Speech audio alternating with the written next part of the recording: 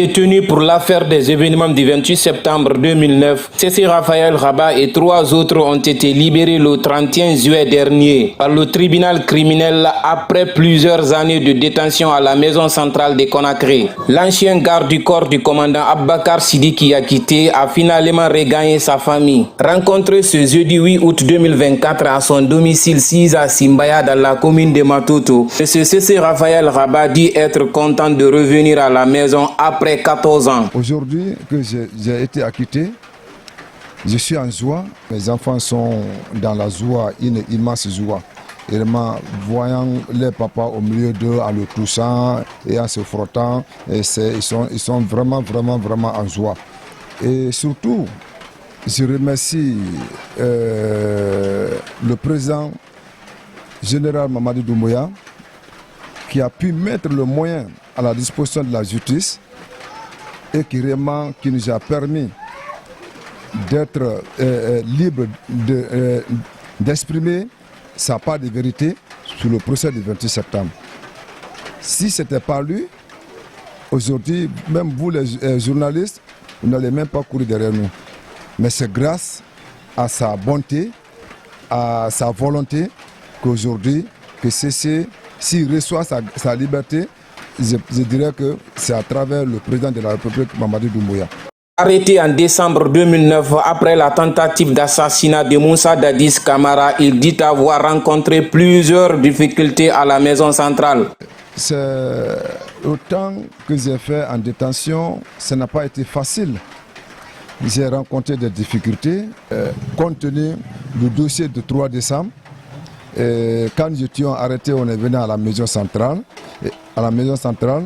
Donc, après avoir fait l'audition avec le juge d'instruction et les confrontations, le non-lieu est sorti et l'arrêt d'envoi est sorti.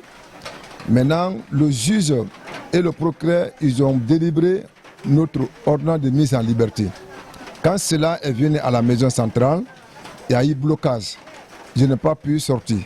Et encore, deuxième reprise, ma femme est allée, le procureur Medjourou Chérif a prescrit encore une ordonnance de mise en liberté en disant que cet homme, Cécile Raphaël Rabat, vous l'avez retenu à cause d'une autre personne qui s'appelle Cécile Raphaël Tia. Donc j'ordonne maintenant immédiatement le directeur et le régisseur de mettre Cécile Raphaël Rabat immédiatement à sa liberté. Donc quand ma femme, Séné Lama, a envoyé ses documents et c'était dans ma main, je rentrais dans le bureau du régisseur. Il y a un certain greffier Touré qui a arraché l'enveloppe dans ma main et l'a déchiré.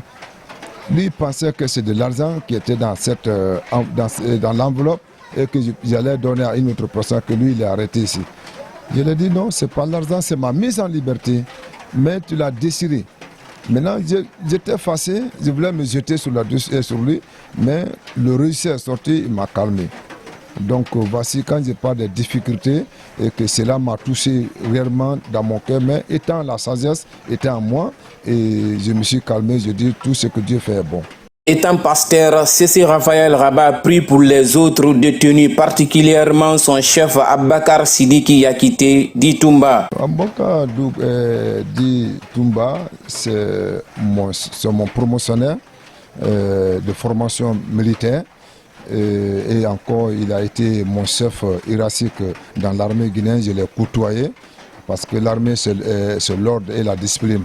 Donc si ton chef te dépasse, et maintenant tu laisses soumis à ses ordres.